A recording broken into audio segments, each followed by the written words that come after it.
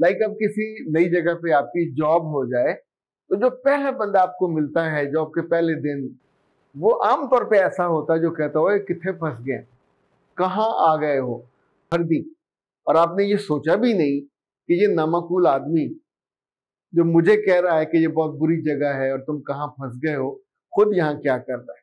हमारी जितनी बच्चियां ब्याह के जाती हैं जिनके घरों में जेठानियां होती हैं, तो उनमें से in most of the cases जेठानियां मिसलीड करती हैं। सर मेरी जेठानी बहुत तेज है, मेरा नाक में दम किया हुआ है, सब काम मैं करती हूँ, क्रेडिट वो ले जाती है।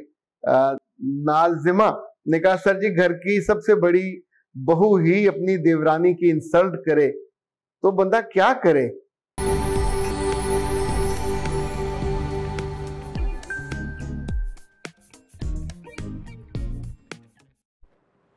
बिस्मिल्लाहिर्रहमानिर्रहीम। खातिर हज़रात, मैं हूँ अख्तर अब्बास और आप सबको अस्सलाम वालेकुम। ज़िंदगी एक बिल्कुल छोटा सा सर्कल है, घर में हो, अदारे में हो, सोसाइटी में हो, आपको एक ही जैसे लोग मिलते हैं। लाइक अब किसी नई जगह पे आपकी जॉब हो जाए तो जो पहला बंदा आपको मिलता है जॉब के पहले दिन, वो आमतौर पे ऐसा होता है जो कहता हो किथे फंस गए, कहाँ आ गए हो, और ये तो लोग अच्छे नहीं है और तुम्हें बड़ा गलत फैसला किया, ज़िंदगी अपनी यहाँ बर्बाद कर दोगे। और आप उस जगह गए होते हो बड़ी ख्वाहिश से, बड़ी कोशिश से, समटाइम सिफारिश से, समटाइम एफर्ट करके, और जितनी खुशी आपकी होती है उस गुब्बारे में से हवा निकल जाती है। किसकी वजह से? जिसको आपने सुना और उसने आपके अंदर नेगेटिव थॉट्स भर दी, और आपने ये सोचा भी नहीं कि ये नामाकूल आदमी जो मुझे कह रहा है कि ये बहुत बुरी जगह है और तुम कहाँ फंस गए हो, खुद यहाँ क्या कर रहा है। और कभी कभी ऐसे लोगों से पूछना चाहिए कि भाई साहब इतनी बुरी जगह पे, इतने बुरे लोगों में तुम कितने सालों से हो? तो वो बताएगा मैं 23 साल से हूँ, 13 साल से हूँ, मैं 18 साल से हूँ। और उस वक्त आपको कुछ नहीं कहना चाहिए, ढेर सारा यहाँ से यहाँ तक आपको मुस्कुराना चाहिए और कहें 13-14 साल मैं भी गुजार ही दूंगा आपकी तरह पे, तो मुझे आप वक्तन फ़क्तन इसी तरह की रहनुमाई देते रहिए। ये तो है ऐसे लोगों से निपटने का तरीका।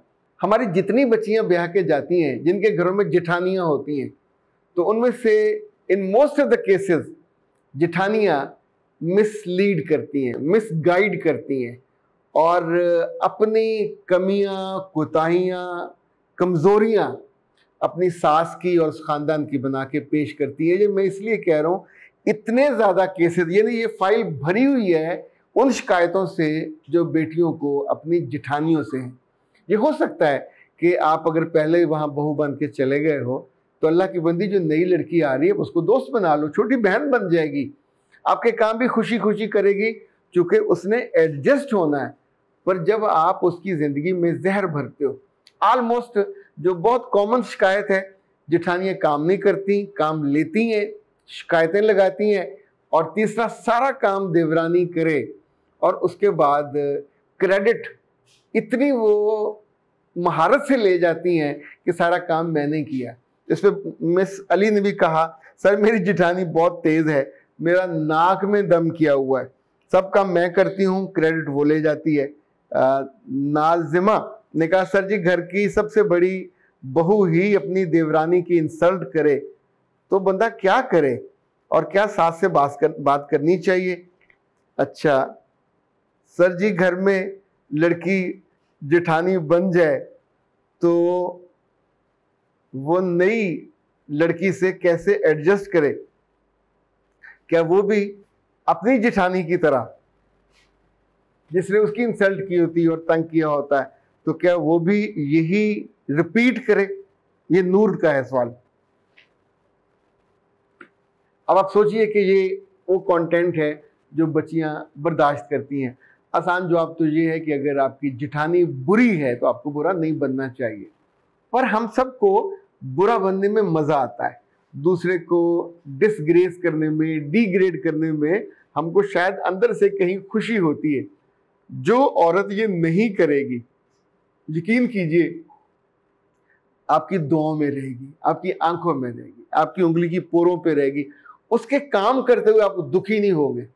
आप शायद उससे वैसे कह लो बाजी अपने कपड़े दे मैं इस्त्री कर देती हूँ, उसके छोटे मोटे काम आप वैसे बांट लोगे, जैसे शादी से पहले जब घर में होते हैं 4-4 5-5 बहन भाई होते हैं, माँ बाप, वो बेटियां सबके काम करती हैं, यानी कपड़ों को कल्फ लगा के सुखा के उनको इस्त्री, ये कोई आसान काम नहीं होता पर ये मामूल में करती हैं घरों में।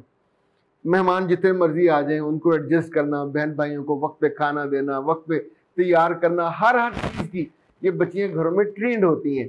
उसमें अगर कोई बहन भाई या मेहमान आपकी इज्जत करता है, एडमायर करता है, एडमिट करता है, टू गुड, बहुत अच्छी हो, बहुत समझदार हो, तो आपके काम का जज्बा और बढ़ जाता है।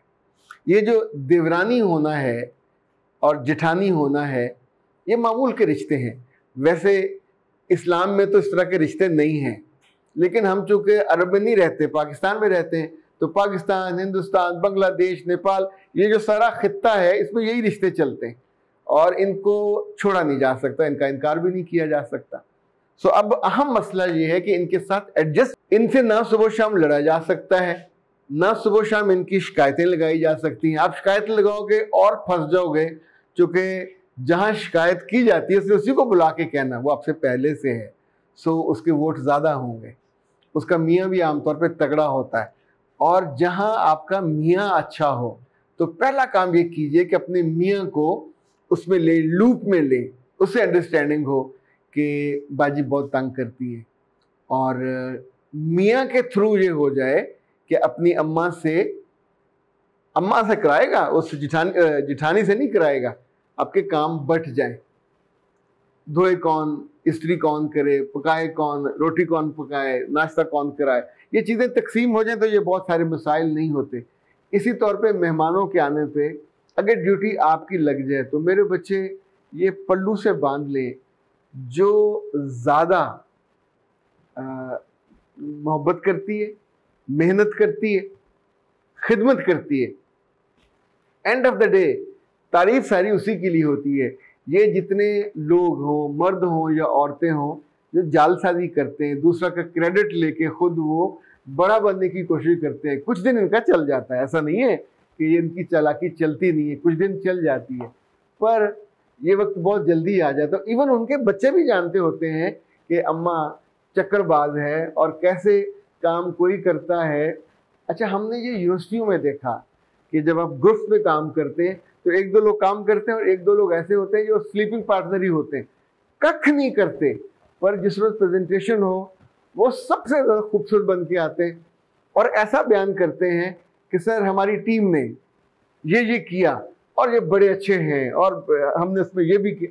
उसने 2-4 लफ्ज़, 2-4 सफ़े पढ़ लेने होते हैं और उसको ऐसा बना के कि टीचर भी बार बार मुतासर हो जाता है कि ही इज़ द लीडर और इसने सारा ये करवाया होगा। जिसने करवाया होता है वो आमतौर पे गूंगे होते हैं, चुप कीते से, अच्छा को क्रेडिट ले भी गया पर ये सारी उम्र नहीं चलता। पर कहीं कहीं ऐसा होता है कि दबाने वाला आपको दबा के फिर आपको उसी ज़िंदगी का आदी बना देता है, खूगर बना देता है।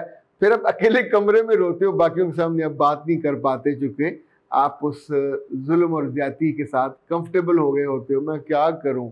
तो ये नहीं, चीज़ों पे जहां नामुनासिब चीज़ें हों उस पर बोलना भी चाहिए सलीके के साथ, पर अपने मियाँ के साथ वो आगे हैंडल करे। अगर मियाँ कायल ना हो सके तो फिर बहुत मुश्किल होती है, फिर लिटरली आपका वहाँ कोई हामी और मददगार भी नहीं होता, स्वाय अल्लाह की ज़ात की। अख्तर अब्बास को दीजिए इजाज़त। अस्सलाम।